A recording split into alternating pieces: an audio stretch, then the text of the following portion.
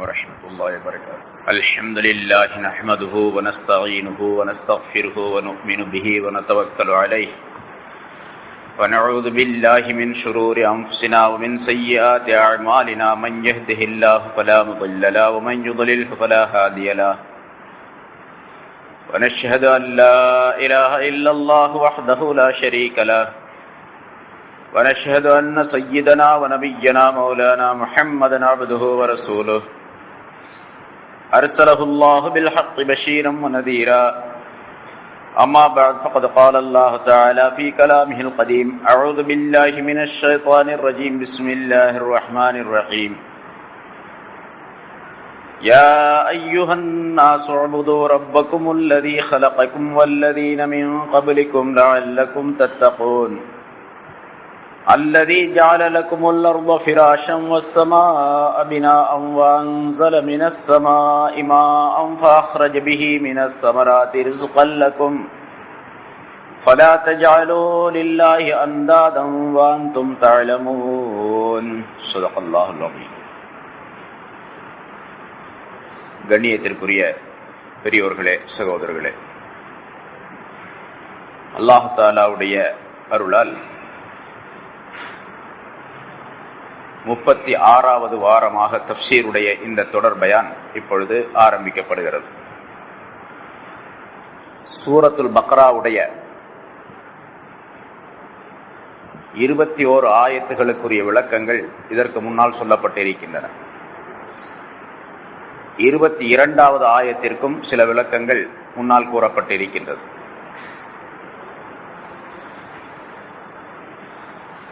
சூரத்துல் பக்ராவுடைய ஆரம்பத்தில் மூமினான மனிதர்கள் யார் என்பதை பற்றி உள்ள விளக்கங்கள் 2-3 ஆயத்துகளிலே அல்லாஹ் தஆலா சொல்லி காட்டினார். 5 ஆயத்துகளிலே சொல்லி காட்டினார். அதற்கு பிறகு 2 ஆயத்துகளில் காஃபிர்களை பற்றி உள்ள சில விளக்கங்கள் சொல்லப்பட்டன. பிறகு ஒரு 12 ஆயத்துகளில்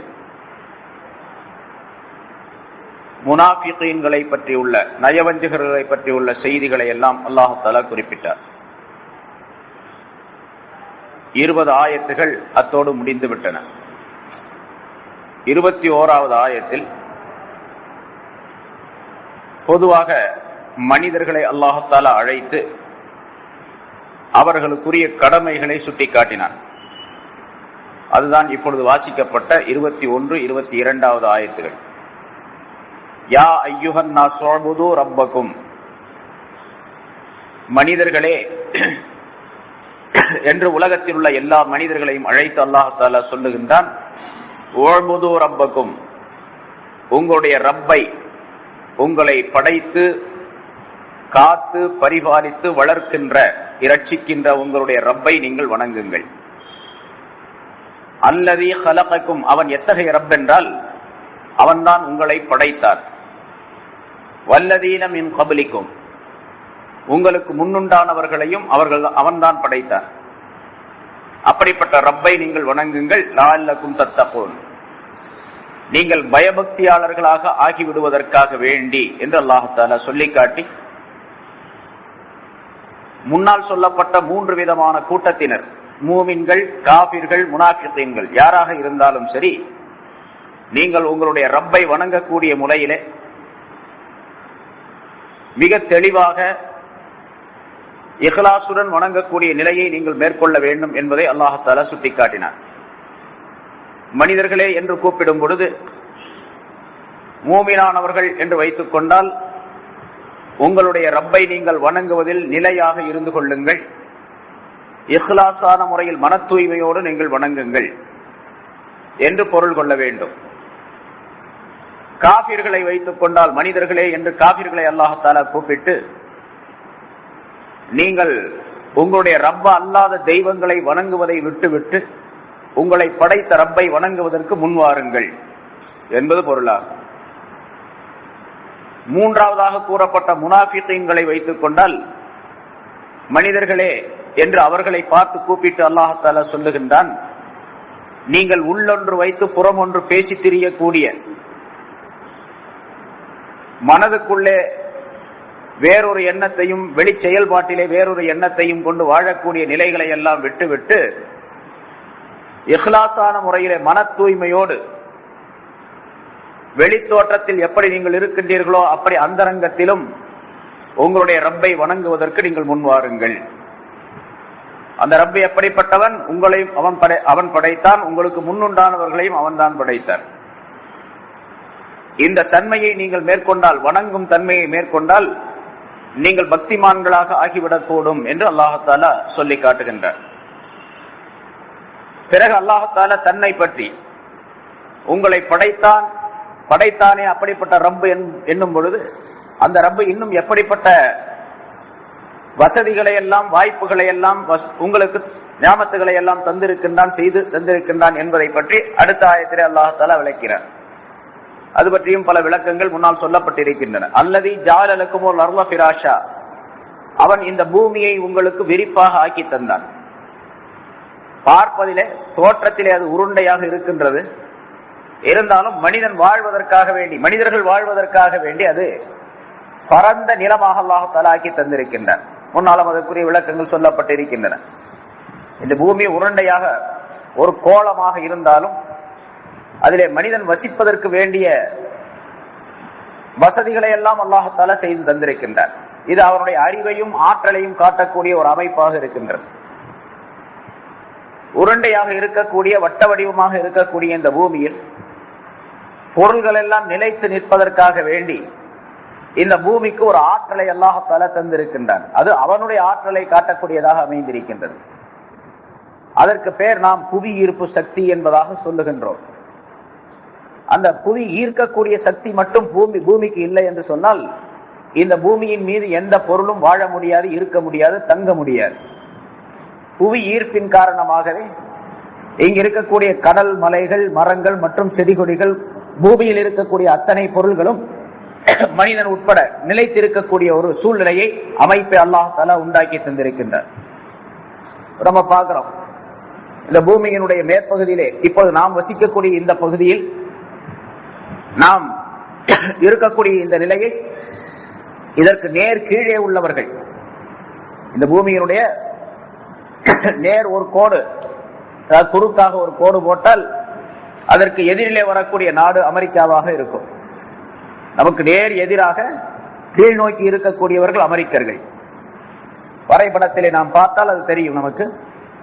அங்கே இருக்கக்கூடியவர்கள் நம்மை பார்த்தால், நாம் அவர்களை பார்த்தால் தலைகீழாக தொங்கிக் கொண்டிருக்கக்கூடிய ஒரு நிலையை நாம் பார்க்கலாம். அவங்க எங்க கால் இருக்குதோ அந்த இடத்துல நம்முடைய கால் இருக்கின்றது. இதே அவர்கள் அங்கிருந்து பார்க்கும் பொழுது நாம் தலைகீழாக தொங்குவதை போன்று தெரியும். நாம் அவர்களை பார்க்கும் பொழுது அவர்கள் தலைகீழாக தொங்குவதை போன்று நமக்கு தெரிகின்றது. ஒரு பூமியுடைய உருண்டையை நாம் சற்று தூரத்திலே வைத்துக் கொண்டு அந்த பூமியினுடைய மேற்பகுதியிலே, அந்த உருண்டையினுடைய மேற்பகுதியிலே மனிதர்களுடைய கால்கள் எல்லாம் ஒட்டி கொண்டிருக்கக்கூடிய அமைப்பிலே ஒரு பொம்மையை நாம் தொங்கவிட்டால் தலைகள் எல்லாம் தலைகீழாக தொங்கிக் கொண்டிருக்கக்கூடிய ஒரு காட்சியை நாம் பார்க்கலாம். இதே போன்றுள்ள அமைப்பை இந்த பூமியிலே அல்லாஹ்தாலா மனிதர்கள் மட்டுமல்ல மற்ற எல்லா பொருள்களும் வசிப்பதற்குரிய ஒரு அமைப்பை உண்டாக்கி தந்திருக்கின்றார். இதற்கு பெயர் நம் புவி ஈர்ப்பு சக்தி என்பதாக சொல்லுகின்றோம். இது அல்லாஹ்தாலாவுடைய சக்தியை காட்டக்கூடியதாக அமைந்திருக்கின்றது. இந்த பூமிக்கு சக்தி கிடையாது, நான் அந்த சக்தியை கொடுத்து வைத்திருக்கின்றேன் என்று அல்லாஹ்தாலா சொல்லுகின்றார். இப்பொழுது இந்த பூமியிலே வாசம் செய்வதற்கு, வசிப்பதற்கு வேண்டிய, இப்ப இந்த கட்டடம் நிலையாக இருக்கின்றது, இந்த பாய்கள் எல்லாம் விரிக்கப்பட்டு இருக்கின்றன, நமக்கு மேலாக இந்த ஃபேன்கள் ஓடிக்கொண்டிருக்கின்றன, இந்த விளக்குகள் எல்லாம் வெளிச்சம் தந்து கொண்டிருக்கின்றது, நான் உட்கார்ந்து இருக்கின்றேன், நீங்கள் கேட்டுக்கொண்டிருக்கின்றீர்கள். இன்னும் எத்தனையோ மனிதர்கள் இந்த பூமியிலே ஓடி திரிந்து கொண்டிருக்கின்றார்கள். இங்கே பேருந்துகள் எல்லாம் ஓடிக்கொண்டிருக்கின்றன. இதுவெல்லாம் அந்த பூமிக்குரிய அந்த சக்தியின் காரணமாக, ஈர்ப்பு சக்தியின் காரணமாக அல்லாஹ் தந்திருக்கக்கூடிய ஆற்றல். ஈர்ப்பு சக்தி மட்டும் இல்லை என்று சொன்னால் எல்லா பொருளும் தலைகீழாக இருக்கக்கூடிய அத்தனை பொருள்களும் தனித்தனியாக உதிர்ந்து இந்த அண்ட வெளியிலே சுற்றி கொண்டிருக்கக்கூடிய ஒரு நிலையை அல்லாஹ்தாலா உண்டாக்கி வைத்து விடுவார். அதை ஏற்பட்டுவிடும். நாம் பார்க்கிறோம், இந்த ஈர்ப்பு சக்தி இல்லாத இடத்துல பூமியிலிருந்து சற்று உயரத்திற்கு சென்ற பின்னால், சுமார் ஒரு 400-500 கிலோமீட்டருக்கு அப்பால் நாம் சென்ற பின்னால், ஈர்ப்பு சக்தி இல்லாததின் காரணமாக அங்கே ஒரு பொருளை தூக்கி போட்டால் அந்த பொருள் இந்த அண்ட வெளியை சுற்றி கொண்டே இருக்கக்கூடிய ஒரு அமைப்பை அல்லாஹ் உண்டாக்கி வைத்திருக்கின்றார். ராக்கெட்ல போறவங்க நம்ம பார்க்கிறோம். இந்த காற்று மண்டலத்தை கடந்து அப்பால் சென்று விட்டால் அங்கே இருக்கக்கூடிய நிலை என்னவென்றால், எந்த பொருள் அந்த இடத்திலே போடப்படுகின்றதோ அந்த பொருள் அப்படியே அந்த ஆர்பிட், அந்த வட்டத்திலே சுற்றி கொண்டே இருக்கும், நீள்வட்டத்திலே சுற்றி கொண்டே இருக்கும். அதை நிறுத்துவதற்கு வேறொரு சக்தி அதை இழுத்து பிடித்தால் தான் முடியுமே தவிர, இல்லாவிட்டால் காலம் எல்லாம் சுற்றி கொண்டே இருக்கும். கியாமத் நாள் வரைக்கும் அது சுத்திக்கிட்டே தான் இருக்கு. இப்ப அந்த ஈர்ப்பு சக்தி இந்த பூமியில் இல்லை என்று சொன்னா நாமும் அப்படித்தான் இருப்போம். இங்க உட்கார்ந்து இருக்க முடியாது, இந்த கட்டடம் இருக்க முடியாது, இந்த பேன்கள் ஓட முடியாது, எல்லாம் இந்த அண்ட வெளியிலே சுத்திக்கிட்டே இருக்கும், எந்த விதமான பலனையும் பெற முடியாது. அதை அல்லாஹ் தஆலா சொல்லுகின்றான், அல்லதி ஜஅலலகுமுல் அர்ல ஃபிராஷா, இந்த பூமியை உங்களுக்கு அல்லாஹ் தஆலா விரிப்பாக ஆக்கி தந்தான், அதாவது நீங்கள் வசிப்பதற்குரிய ஸ்தலமாக ஆக்கி தந்திருக்கின்றான். அப்படிப்பட்ட ரப்பை நீங்கள் வணங்குங்கள் என்று அல்லாஹ் தஆலா சொல்லுகின்றான். புவியீர்ப்பு சக்தியை பற்றி முன்னாலும் நிறைய இதுக்கு முன்னால் உள்ள விளக்கங்கள்ல சொல்லப்பட்டது. மனிதனுக்கு இந்த புவியீர்ப்பு சக்தி எவ்வளவு தேவைப்படுகின்றது, மனிதன் வசிப்பதற்கு தேவைப்படுகின்றது, இங்கே இருப்பதற்கு. அதே போன்று மனிதனுடைய உடலுக்கு எவ்வளவு தேவைப்படுகின்றது என்பது பற்றி மருத்துவர்கள் குறிப்பிடக்கூடிய நேரத்தில், புவியீர்ப்பு சக்தி மட்டும் இல்லை என்று சொன்னால் மனிதன் இங்கே நிலையாக இருக்க முடியாது என்பது மட்டுமல்லாமல், மனித உடலிலே இருக்கக்கூடிய எலும்புகள் எல்லாம் சக்தி இழந்துவிடும். மனிதனுடைய எலும்புக்குள்ளே இருக்கக்கூடிய சத்துகள் இருக்கின்றனவே, முஹ் என்பதாக அரபியிலே சொல்லப்படும், அதை மஜ்ஜை என்பதாக தமிழிலே சொல்லுவார்கள். அதை அந்த மூளை உறிஞ்சி சாப்பிடுகின்றோம் அல்லவா நாம் ஆட்டுக்கறியிலே, அந்த மூளை எல்லாம் செயல் இழந்து போய் கால்சியம் என்று சொல்லப்படக்கூடிய சுண்ணாம்பு சத்துக்கள் எல்லாம் இல்லாமல் ஆக்கப்பட்டு எலும்புகள் எல்லாம் உடைந்து விடக்கூடிய அளவுக்கு ஆகிவிடும். புவியீர்ப்பு சக்தி இல்லை என்று சொன்னார். புவியிலே இந்த பூமிக்கு ஈர்க்கக்கூடிய சக்தி மட்டும் இல்லை என்று சொன்னால் மனிதனுடைய உடலிலே இருக்கக்கூடிய எலும்புகள் எல்லாம் நொறுங்கி விடக்கூடிய நிலை ஏற்பட்டுவிடும். இது மருத்துவர்களுடைய ஆய்வு. அதை அல்லாஹ் தஆலா சொல்லுகின்றான், இந்த பூமியை உங்களுக்கு வசதியாக, நீங்கள் வாழ்வதற்கு தகுதியாக, பிராஷாக, விரிப்பாக உங்களுக்கு அவன் ஆக்கி தந்தான். ஏராளமான விளக்கங்கள் அது முன்னாலும் சொல்லப்பட்டிருக்கின்றன. அதே போன்று வஸ்ஸமா பினாஆ, வானத்தை கூரையாக, முகடாக உங்களுக்கு ஆக்கி தந்திருக்கின்றான். வானத்தை முகடாக ஆக்கி தந்திருக்கின்றான். மேலே பார்க்கும் பொழுது ஒரு வீட்டினுடைய முகடு எப்படி இருக்கின்றதோ அது போன்று இந்த வானத்தை முகடாக அல்லாஹ் தஆலா ஆக்கி தந்திருக்கின்றான். ஏராளமான ஆயத்துகளிலே அல்லாஹ் தஆலா பல்வேறு இடங்களிலே குர்ஆனிலே சொல்லி தருகின்றான் எப்படியெல்லாம் இந்த வானத்தை நாம் படைத்திருக்கின்றோம் என்பதால். வலகத் ஸய்யன்னா ஸமாஅ, இந்த வானத்தை நாம் அலங்காரமாக்கி வைத்திருக்கின்றோம். நட்சத்திரங்களை கொண்டு, சூரியன் சந்திரனை கொண்டு அலங்காரமாக அழகாக ஆக்கி வைத்திருக்கின்றோம். பாருங்க எவ்வளவு அழகா இருக்கு பார்க்கிறது. சில நேரங்களில் வானங்கள், அந்த மேகங்கள் சூழ்ந்திருக்கக்கூடிய நேரத்திலே பல்வேறு விதமான மேகங்கள், பல வண்ணங்களிலே இருக்கக்கூடிய மேகங்களை பார்க்கும் பொழுது ரொம்ப அழகா தெரியும். அந்த மேகங்கள் வானத்தில், இந்த வான வெளியிலே சுற்றி கொண்டிருக்கக்கூடிய, அமைக்கப்பட்டு இருக்கக்கூடிய மேகங்களின் வண்ணங்களை கொண்டுதான் மனிதன் தன்னுடைய வண்ணங்களை கற்பனை செய்து கொள்ளுகின்றான்.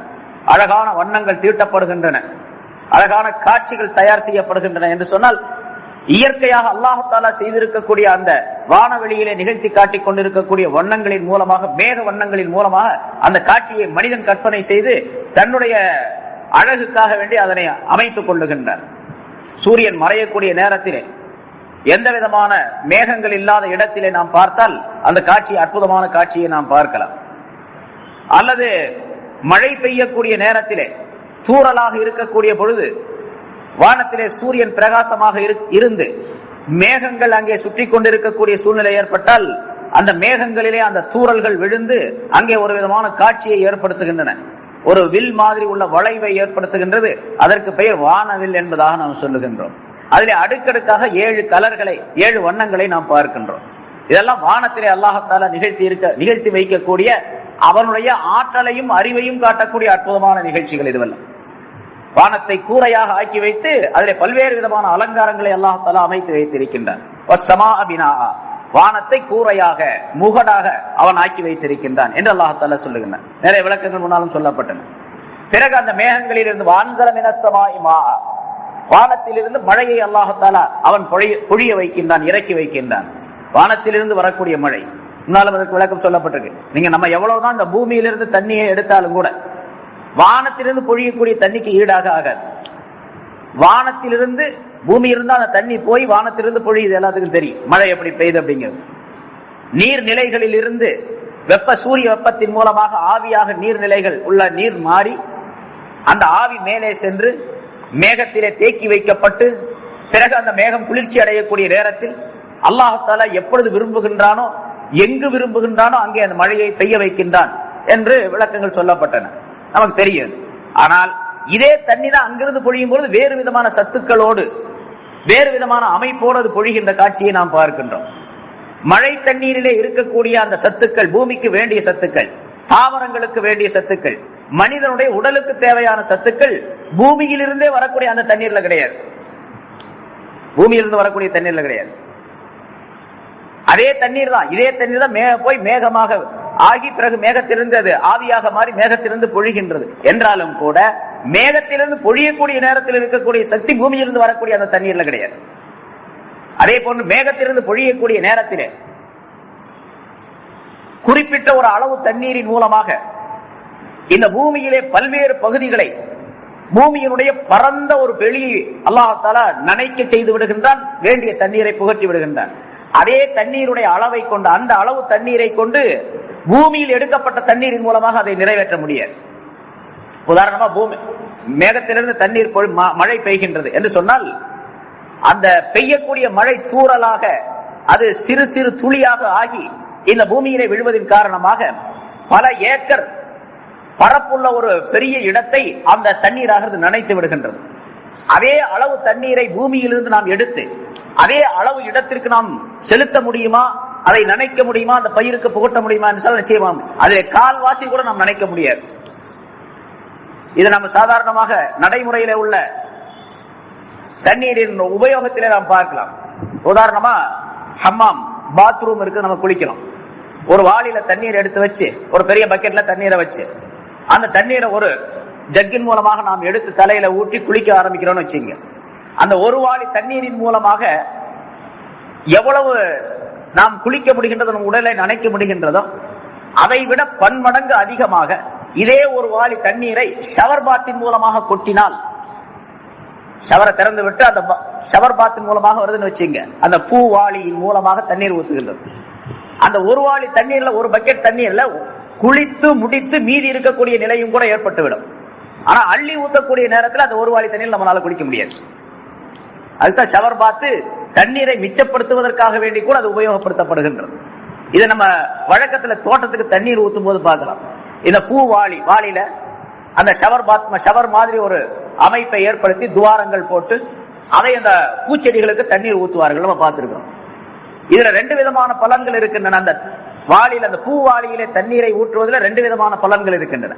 ஒன்று தண்ணீர் குறைவாக செலவாகும், இன்னொன்று மிக மிருதுவான முறையிலே தண்ணீரை அந்த செடிகளுக்கு, பூச்செடிகளுக்கு அல்லது செடிகளுக்கு ஊற்றக்கூடிய நிலையும் ஏற்படும். அதையே ஒரு வாளியில வச்சுக்கிட்டு ஒரு கோலையின் மூலமாக அதை எடுத்து நம்ம ஊத்தினா அந்த அளவுக்கு அந்த செடிகளை நனைக்க முடியாது. நனைக்க முடியாது என்பது மட்டுமல்ல, அது ஊற்றக்கூடிய வேகத்திலே அந்த செடிக்கு பழுது ஏற்படக்கூடிய சூழ்நிலையும் ஏற்பட்டுவிடும்.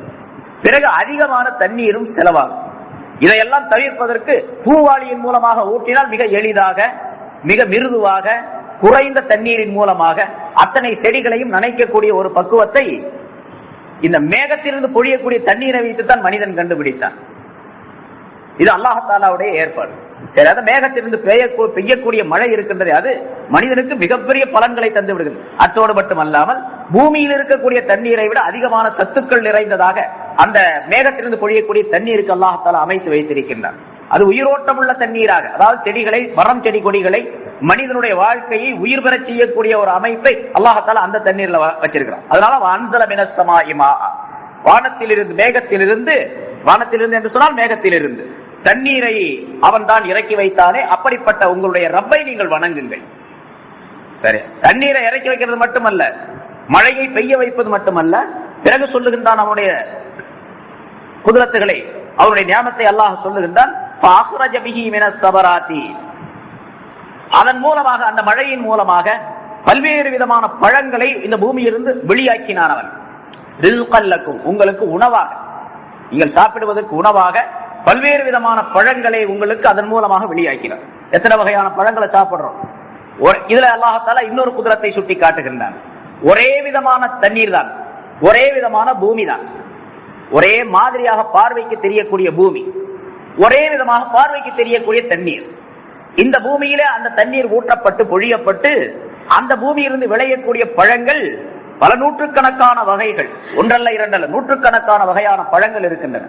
ஒவ்வொன்றுக்கும் தனித்தனி ருசிகள், சுவைகள், ஒவ்வொன்றுக்கும் தனித்தனி தன்மைகள், தனித்தனி சக்திகள் அல்லாஹ் தஆலா கொடுத்தார். ஆப்பிளுக்குள்ள சக்தி ஆரஞ்சுக்கு இல்லை, அதற்குரிய சக்தி வாழைப்பழத்திற்கு கிடையாது, அதற்குரிய சக்தி மற்ற காய்கறிக்கு கிடையாது. ஒவ்வொரு காய்கறிக்கும் தனித்தனியான சக்திகளை அல்லாஹ் தஆலா வைத்திருக்கின்றார், தனித்தனியான சுவைகளை அமைத்து வைத்திருக்கின்றார். ஆனால் மண் ஒன்று, தண்ணீரும் ஒன்று.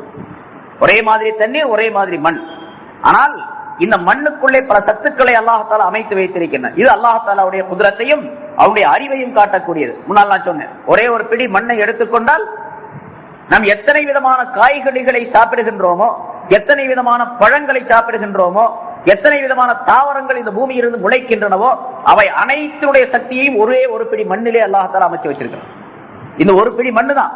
இந்த ஒரு பிடி மண்ணுக்குள்ளாக நெல் விளையக்கூடிய தன்மை, அதே போன்று கோதுமை, சோளம், கம்பு, ராகி, திணை என்று சொல்லப்படக்கூடிய நவதானியங்கள், இன்னும் அதுபோன்று எத்தனையோ தானியங்கள் வகைகள், அதே போன்று செடி கொடிகள், ஆயிரக்கணக்கான லட்சக்கணக்கான செடி கொடிகள், மருத்துவத்திற்கும் மனிதனுக்கு தேவையான மருத்துவத்தை கொடுக்கக்கூடிய செடி கொடிகள், மனிதனுடைய உயிரை போக்கக்கூடிய செடி கொடிகள், மனிதனுடைய உயிர் வாழ்வதற்காக வேண்டிய உள்ள செடி கொடிகளும், மனிதனுடைய உயிரை போக்குவதற்காக விஷசக்தி நிறைந்த செடி கொடிகளும் உண்டு. அதே போன்று எத்தனை விதமான பழங்கள், எத்தனை விதமான காய்கறிகள், தானியங்கள், இவை அனைத்தையும் ஒரே ஒரு பிடி மண்ணுக்குள்ளே உள்ள சக்தியின் மூலமாக அல்லாஹ் தஆலா வளர்க்கின்றார். அதே மண்ணு தான். ஒரு பிடி இங்க மண் எடுத்தோம்னா இதே மண்ணு தான் அடுத்த ஒரு 10 ஸ்டெப் அல்லது 100 அடி 1000 அடி அந்த பக்கம் போனார். ஆனா எல்லா இடத்திலும் இருக்கக்கூடிய அந்த சக்தியை அல்லாஹ் தஆலா அது அதனுடைய இடத்திலே இருக்கக்கூடிய விளையக்கூடிய அந்த பயிர்களுக்கும் காய்கறிகளுக்கும் பழங்களுக்கும் அல்லாஹ் தஆலா கொடுத்து அதை மனிதனுக்கு உணவாக ஆக்கி தந்திருக்கின்றார். பெரும்பாலும் உணவுக்காக வேண்டி பயன்படுது. அதனால அல்லாஹ் தஆலா ரிஸ்கன் லக்கும் என்று இங்கே சொல்லுகிறார், உங்களுக்கு உணவாக அந்த மழையின் மூலமாக பலவிதமான காய்கறிகளை பழங்களை பாஹ்ரஜ வெளியாக்கி தந்தானே, உற்பத்தி செய்கின்றானே, அப்படிப்பட்ட உங்களுடைய ரப்பை நீங்கள் வணங்குங்கள். ஆகவே ஃபலா தஜஅலூ லில்லாஹி அன்தாதா, அல்லாஹ் தஆலாவுக்கு நீங்கள் எந்த இணைகளையும் நீங்கள் ஆக்கிவிட வேண்டாம். வஅன்தும் தஅலமூன், நீங்கள் அறிந்தவர்களாக இருக்கும் நிலைமையில், அறிந்திருக்கும் நிலைமையில் தெரிந்து கொண்டே நீங்கள் அவனுக்கு இணையை ஆக்கிவிட வேண்டாம் என்று அல்லாஹ் தஆலா சொல்லுகின்றார். அல்லாஹ் தஆலா தன்னுடைய நியாமத்துகள், மனிதனுக்கு செய்திருக்கக்கூடிய நியாமத்துகளை அல்லாஹ் தஆலா சொல்லி காட்டினான். அல்லதி ஹலகக்கும் வல்லதீன மின் கபலிக்கும், உங்களை படைத்தான், உங்களுக்கு முன்னுண்டானவர்களை படைத்தான் என்ற வாசகத்தின் மூலமாக, ஆயத்தின் மூலமாக மனிதனுக்குள்ளே அல்லாஹ் தஆலா ஏற்படுத்தி தந்திருக்கக்கூடிய நியாமத்துகளை சிந்திக்குமாறு அல்லாஹ் தஆலா கட்டளையிடுகின்றார். இது நியாமத்தே அன்ஃபுஸி என்பதாக சொல்லப்படும். மனிதனுக்குள்ளே உள்ள நியாமத்துகள். எனக்குள்ள எத்தனை நியாமத்துகள்? 1 2 நம்மளால சொல்லியிருக்கிற நிறைய. அலி ரலியல்லாஹு தஆலா அன்ஹு அவர்கள் சொல்லுவதை போன்று ஃபிக்ருக ஃபீக யக்ஃபீக, உன்னையே நீ சிந்தித்து பார்த்தால் அதுவே உனக்கு நீ படிப்பினை பெறுவதற்கு போதுமானது. வலைஸ ஷைஉன் ஹாரிஜம் மின்க, இந்த அகிலத்தில் உள்ள பிரபஞ்சத்தில் உள்ள எந்த பொருளும் உன்னுடைய உடலை விட்டு அப்பாற்பட்டதல்ல. உன்னுடைய உடலுக்குள்ளே இந்த பிரபஞ்சத்தில் இருக்கக்கூடிய அத்தனை பொருள்களுடைய சத்துக்களும் சாரங்களும் அமைய பெற்றிருக்கின்றன, அடங்கி கிடக்கின்றன என்பதாக சொல்லுகின்றார்கள். நீ ஒரு சிறிய உருவம் என்பதாக உன்னை பற்றி நினைத்துக் கொண்டிருக்கின்றாய், உனக்குள்ளே ஒரு பெரிய ஆழம், பெரிய பிரபஞ்சம் அடங்கி இருக்கின்றது என்பதாக சொல்லுகின்றார்கள் மனிதனுக்குள்ளே. ஆக மனிதனை பற்றி சிந்தித்து பார்க்க வேண்டும். மனிதனே நீயே உன்னை பற்றியே சிந்தித்து பார். என்று வேறொரு இடத்தில் அல்லாஹ் தஆலா சொல்ல, உங்களையே நீங்கள் சிந்தித்து பார்க்க கூடாதா, நோட்டமிட்டு பார்க்க கூடாதா என்று அல்லாஹ் தஆலா கேட்கின்றார். ஆக நியாமத்தே அன்ஃபுஸி, மனிதனுக்குள்ளே இருக்கக்கூடிய நியாமத்துகளை முதலாவதாக முதல் ஆயத்திலே 21வது ஆயத்திலே அல்லாஹ் தஆலா சொல்லி காட்டினார். பூமியை படைத்தான், பூமியை உங்களுக்கு விரிப்பாக ஆக்கி தந்தான், வானத்தை கூரையாக தந்தான், மழையை பெய்ய செய்தான், அதிலும் பிறவழுக்கங்களை வெளியாக்கினான், உற்பத்தி செய்தான் என்று சொல்லக்கூடிய இந்த ஆயத்திலே 2வது ஆயத்திலே 22வது ஆயத்திலே நியாமத்தை ஆபாகி, மனிதனுக்கு வெளியே இருக்கக்கூடிய நியாமத்துகளை சொல்லி காட்டுகின்றார். மனிதன் உடலிலிருந்தே பெறக்கூடிய நியாமத்துகள் ஒரு வகை, மனிதன் உடலுக்கு அப்பால் வெளியிலிருந்து பெறக்கூடிய நியாமத்துகள் இன்னொரு வகை. அந்த 2 வகையான நியாமத்துகளையும் இந்த ஆயத்தில் 2 ஆயத்தில் சொல்லி காட்டுகின்றனர். இந்த 2 ஆயத்துக்கு மட்டும் தனித்தனியான விளக்கங்கள் ஒவ்வொன்றாக நாம் சொல்ல வேண்டும். சொல்லிட்டே இருக்கலாம், 1 நாள் 2 நாள் 1 மாசம் 2 மாசம் அல்ல, காலம் எல்லாம் சொல்லிக்கிட்டே இருக்கலாம். அவ்வளவு அற்புதமான கருத்துக்களை அல்லாஹ் தஆலா இந்த 2 ஆயத்துகளிலே சொல்லி காட்டுகின்றார். ஆகவே எல்லாம் சொல்லிட்டு அல்லாஹ் தஆலா சொல்றான், அவனையே நீங்கள் வணங்குங்கள், உங்களுடைய ரப்பையை நீங்கள் வணங்குங்கள் என்று சொல்லிவிட்டு ஃபலா தஜஅலூ லில்லாஹி அன்தாதா, ஆகவே அப்படிப்பட்ட அந்த அல்லாஹ்வுக்கு நீங்கள் எந்த இணைகளையும் ஆக்கி விடாதீர்கள். இணைகளை ஆக்கி விடாதீர்கள். இங்க அந்தாது என்ற வார்த்தை இருக்கின்றதே, நித்து என்ற வார்த்தையினுடைய பன்மை அது. நித்துங்கிறது ஒருமை, இணை அப்படிங்கிற அர்த்தம். அவனுக்கு ஒப்பாக அப்படிங்கிற அர்த்தம். உவமை, ஒப்பு, இணை அப்படிங்கிற அர்த்தம். நித்து என்ற வார்த்தையினுடைய பன்மை வார்த்தை அந்தாது.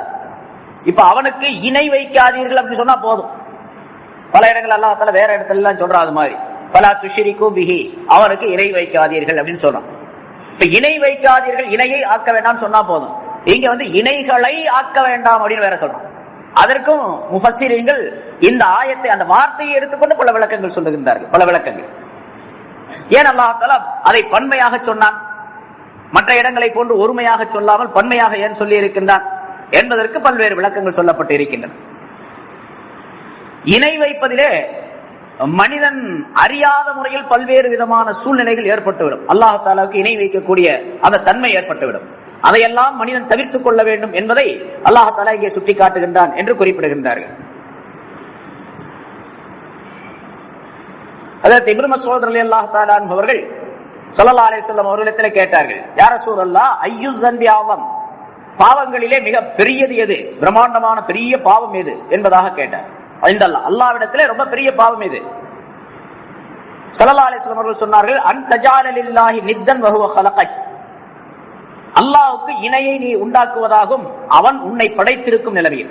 அவன் தான் உன்னை படைத்தான். அவன் உன்னை படைத்திருக்கக்கூடிய நிலையிலேயே அவனுக்கு நீ இணை வைப்பது.